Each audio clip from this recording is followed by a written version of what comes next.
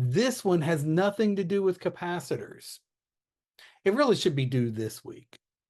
Yes, this is a capacitor, but the why we care is in a capacitor, the electric field is constant. This is another one that I catch people cheating on.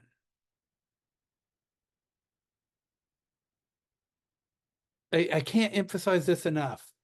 I've been using the same assignment for several years, and some jerk years ago submitted this to Chegg. There's some Chegg solution of this one out there. And the way they solve part D is really weird. They use a formula from Physics 1 that was in your book, but your teacher probably never even wrote it on the board. It's not a formula you remember from Physics 1.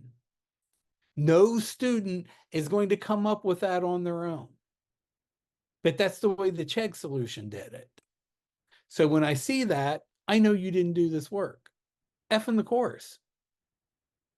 Remember, I've already had to give an F in the course, somebody cheating. It's already happened. So the way we're going to do this is conservation of energy. There are several ways we could do it. We could do conservation of energy. We could use the work energy theorem and say that the amount of work done is equal to the change in kinetic energy. We could use kinematics. So I'm going to kind of talk through this problem. We've got some constant E in here, which means we have a constant force. Force is Q times E. And we know F equals ma. So we could absolutely do this just using Physics 1 kinematics. Remember, for constant acceleration, because E's constant, F's constant, that makes A constant. For constant acceleration, we have x equals x naught plus v naught t plus 1/2 at squared. V equals v naught plus at, not squared, sorry.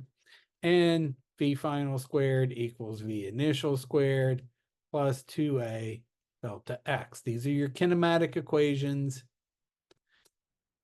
your constant acceleration equations, projectile motion kind of equations from Physics 1. These are the only ones you know. There's another one that Chegg dude used to do part D that I guarantee you don't know. I don't even remember it at the moment. I could come up with it, but so this is one way we could do this problem. We know E, we know Q, just F equals ma, solve for A. We know our initial velocity. It's released from rest, so my initial velocity is 0.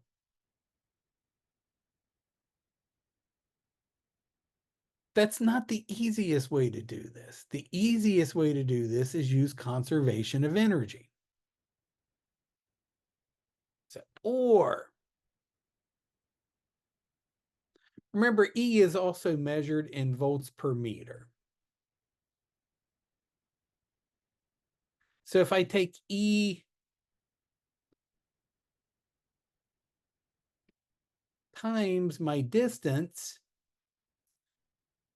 volts per meter times meters, I'll get volts.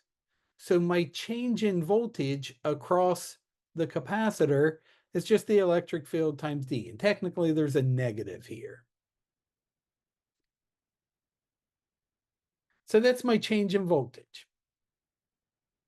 Just the electric field times the distance. Make sure you convert that to meters. Then my change in electric potential energy is just change in V times the charge. So I can get my change in potential energy. Then conservation of energy. Change in potential energy is technically the opposite of the change in the kinetic energy. All that potential energy is converted into kinetic energy. we don't have to worry about the negatives all the way through here. All of the potential is going to be converted into kinetic. My initial, like I'm kind of doing the problem for you here. My initial kinetic energy is 0 because we're starting from rest. So I start with a bunch of electric potential energy that all gets converted to kinetic energy. So I literally just get here. Here's how much electric potential I start with, E times D times Q. That's my total beginning potential energy. My final is 0. All that's going to get converted into my final kinetic energy, 1/2 mv squared. And we're just, so there are a couple points here.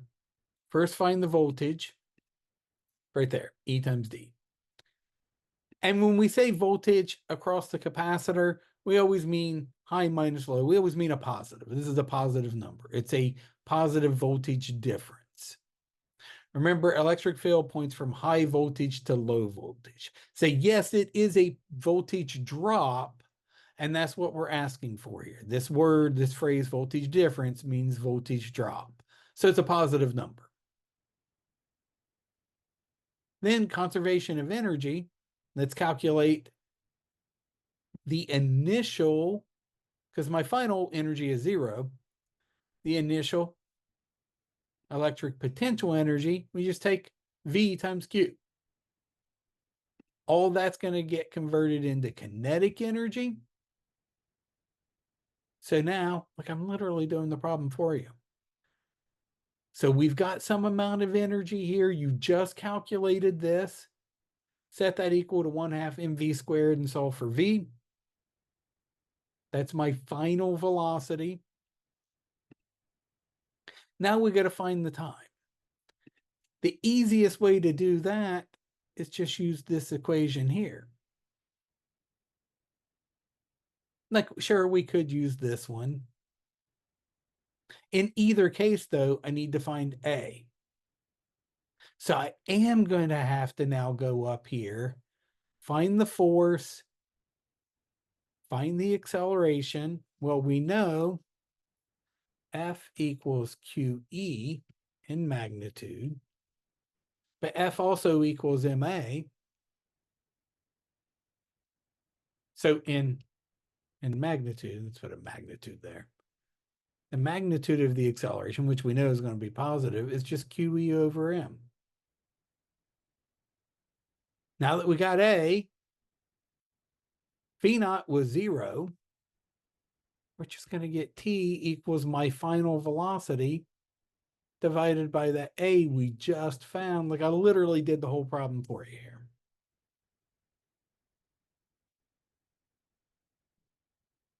That's the easiest way to do this problem.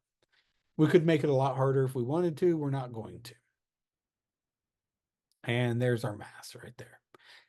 Remember, a lot of mistakes happen here. In SI units, the SI unit for mass is kilograms. You got to convert that guy to kilograms.